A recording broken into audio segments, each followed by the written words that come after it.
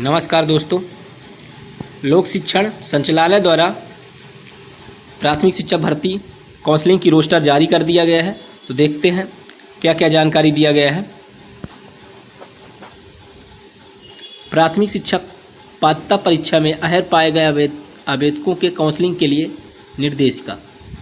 तो यहाँ पे निर्देशक देखे गए हैं। शैक्षणिक एवं व्यावसायिक अर्हताएँ देखते हैं। भारतीय नियम 2018 के नियम 8 की अनुसूची 3 के अनुसार निम्नांकित शैक्षणिक अर्हता धारित करना अनिवार्य है। यहाँ पे क्या क्या मांगा गया है देखते हैं। पहला है professional examination board Madhya Pradesh Bhopal के द्वारा आयोजित प्राथमिक शिक्षक की पात्रता परीक्षा 2020 निर्धारित प्रतिशत के साथ उत्तीर्ण की हो।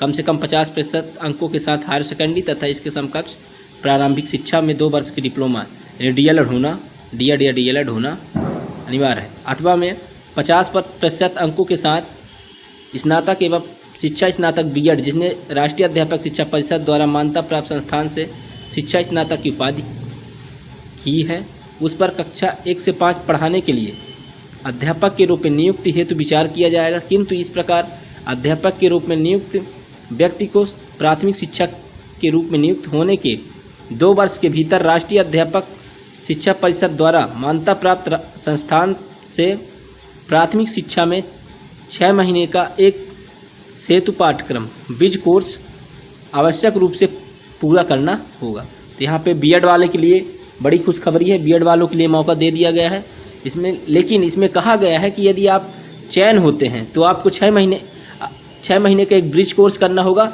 जो कि आपके ज्वाइनिंग के 2 साल के अंदर आपको कंप्लीट करना होगा।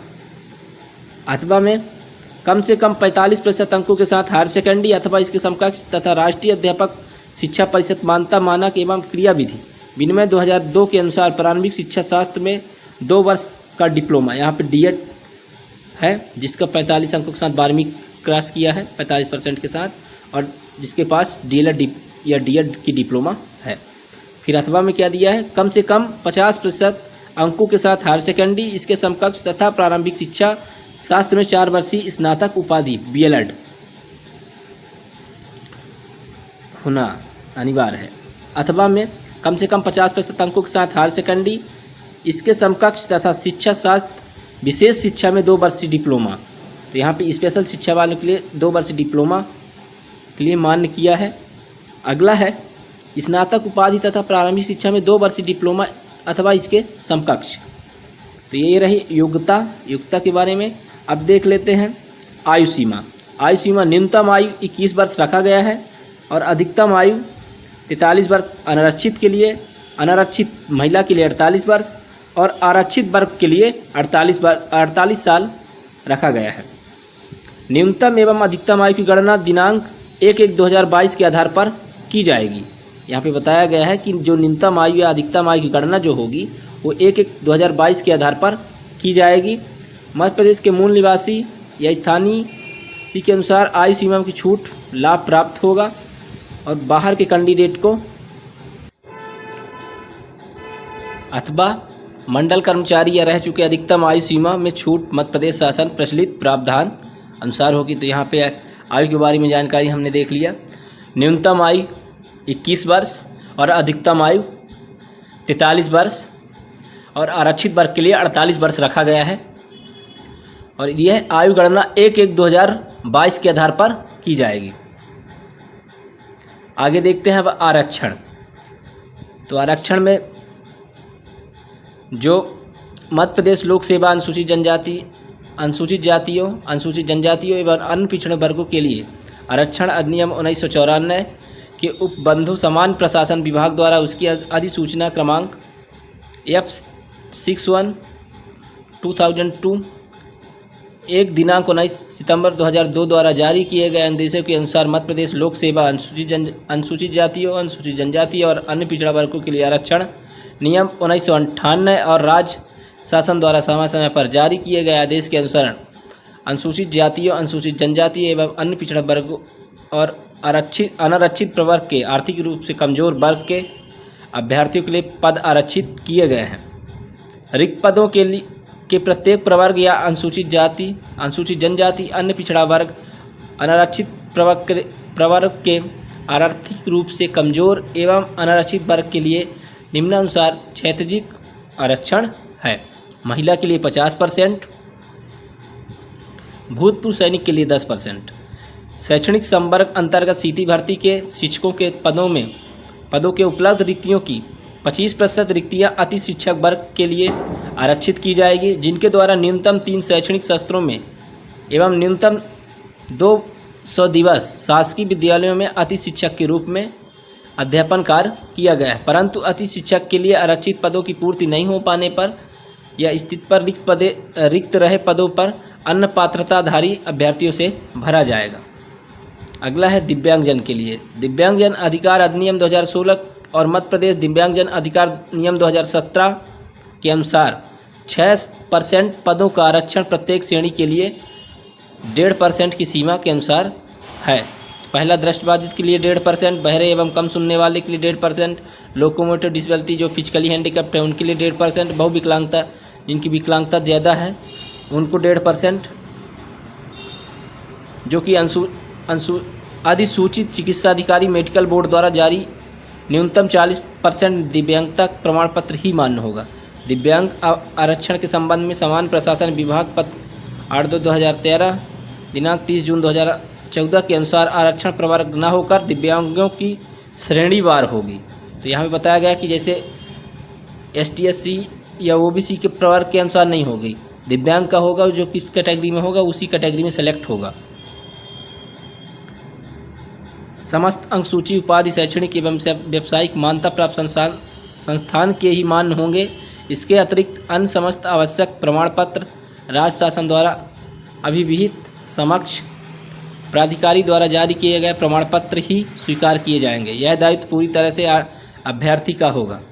आरक्षण तथा आयु सीमा संबंधी छूट मध्य प्रदेश के मूल निवासी स्थानीय निवासी को ही देय होगी। परिवीक्षा एवं वेतन। तो मध्य प्रदेश राज्य स्कूल शिक्षा सेवा शैक्षणिक संवर्ग सेवा शर्त भर्ती नियम 2018 तथा इस नियम की संशोधित अधिसूचना दिनांक 24/2019 के अंतर्गत विहित प्रावधानों के अनुसार होगा। तो यहाँ पे स्पष्ट नहीं किया गया है कितना पेमेंट रहेगा, तो आप 25 से 30 हज़ार आपकी पेमेंट रहेगी। आगे की जानकारी देख लेते हैं कब से क्या करना। चयन सूची तैयार करने की प्रक्रिया क्या रहेगी। यह प्रक्रिया विभाग के आदेश 1/119/2018 दिनांक 28/8/18 में संशोधन पत्र दिनांक 29/9/2022 के आधार पर की जाएगी। प्राथमिक शिक्षा पात्रता परीक्षा 2020 की मेरिट के क्रम में पात्रता अनुसार चयन की कार्यवाही की जाएगी। अधिनियम नियम निर्देश विभिन्न अधिसूचनाओं तथा निर्देशिका के मध्य किसी भी प्रकार का विरोधाभास अंतर पाए जाने की स्थिति में मूल अधिनियम नियम अधिसूचना निर्देश ही मान्य होंगे। अभ्यर्थियों से अपेक्षित है कि वे ऑनलाइन प्रक्रिया में सम्मिलित होने के लिए पूर्व समस्त आवश्यक अधिनियम नियम अद्यतन नियमों का अध्ययन कर लें। निर्देश MP ऑनलाइन के पोर्टल trc-mponline-government.in पर उपलब्ध है। यहाँ पे अनारक्षित अभ्यर्थी के लिए 200 फीस रहेगा और अनुसूचित जाति एवं अन्य पिछड़ा वर्ग दिव्यांगजन आर्थिक रूप से कमजोर के लिए 150 रुपये, जो शुल्क नॉन रिफंडेबल होगी। अभ्यर्थियों की ऑनलाइन प्रक्रिया संबंध में जिज्ञासा समस्या के समाधान के लिए MP ऑनलाइन कॉल सेंटर पर प्रातः 8:30 बजे से रात 8:30 बजे तक संपर्क करना होगा। तो यहाँ पे भर्ती प्रक्रिया के चरण देख लेते हैं। पात्रता परीक्षा में निर्धारित प्रतिशत के साथ उत्तीर्ण करने वाले ऐसे अभ्यर्थी जिन्होंने अति शिक्षक के रूप में निर्धारित दिवस शस्त्र में कार्य किया है, वे अपनी प्रविष्टि MP ऑनलाइन पोर्टल पर करेंगे। अति श्रेणी में होने की पुष्टि सत्यापन करते हुए अभ्यर्थी श्रेणी के सामने यस ऑप्शन पर क्लिक करेंगे। जो अभ्यर्थी इस श्रेणी में नहीं आते हैं उन्हें इस चरण में कोई कार्यवाही अपेक्षित नहीं है।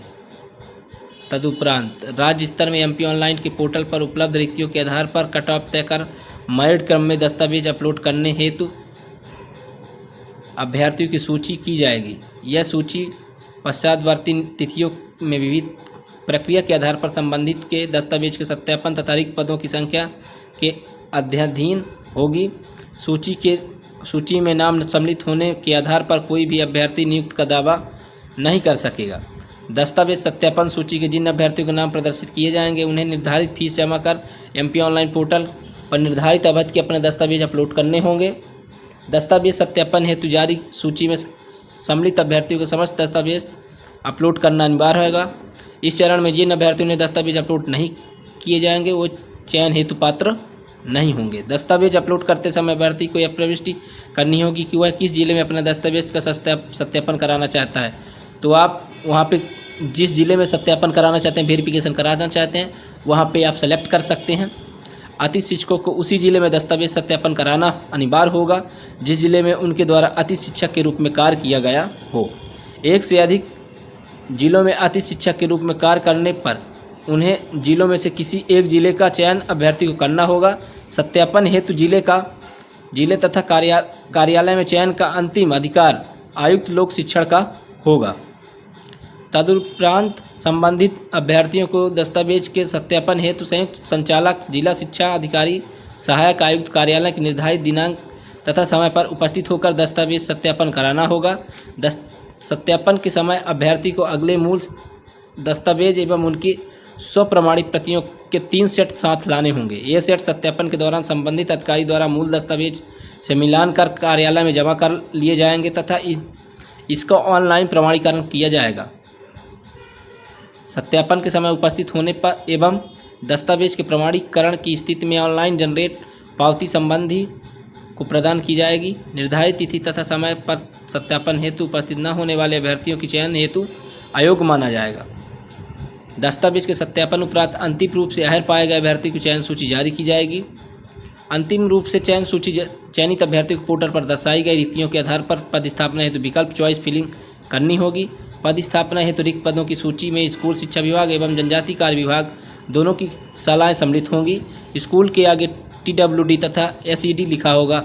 अभ्यर्थी दोनों विभाग की शालाओं तथा किसी एक विभाग की शाला का चयन कर सकता है, किंतु संबंधित विभाग की प्रवर्ग रिक्तियों के आधार पर मेरिट क्रम में उसे जो विद्यालय आवंटित होगा वह विद्यालय जिस विभाग का होगा उसी विभाग द्वारा नियुक्ति दी जाएगी। किसी भी स्थिति में विभाग परिवर्तन संभव नहीं है। चॉइस फिलिंग के आधार पर अभ्यर्थी यह दावा नहीं कर सकेगा कि उसे विकल्प अनुसार ही पदस्थापना दी जाए। अतः अभ्यर्थी को सलाह दी जाती है कि वह न्यूनतम 50 से अथवा अधिक से अधिक विकल्पों का चयन करें। अन्यथा मेरिट एवं जिला बार प्रवर्ग विभाग बार रिक्तियों के क्रम में उन्हें विकल्प न मिलने पर विभाग द्वारा रिक्त पदों पर उनकी पदस्थापना की जाएगी। अभ्यर्थियों को यह स्पष्ट किया जाता है कि वे समस्त दस्तावेज तथा जाति, शैक्षणिक योग्यता, व्यावसायिक योग्यता, अनुभव, आरक्षण संबंधी अन्य दस्तावेज पोर्टल पर अपलोड किए जाने की तिथि की पूर्व भी अपने स्तर पर तैयार रखेंगे। तो यहाँ पे समय दिया गया है। स्थानीय समाचार पत्रों की विज्ञप्ति प्रकाशन 19/10/2022 को कर दिया गया था, पहले ही रिक्तियाँ बता दी गई थी।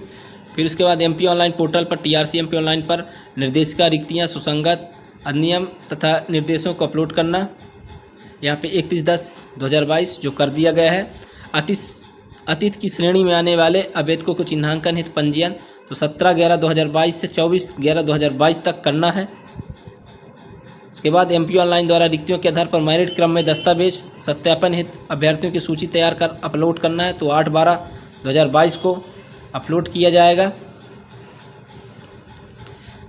दस्तावेज सत्यापन सूची में सम्मिलित अभ्यर्थी द्वारा दस्तावेज को अपलोड करना 9/12/2022 से 16/12/2022 तक किया जाएगा। जिला स्तर पर अभिलेखों का सत्यापन 21/12/2022 से 1/1/2023।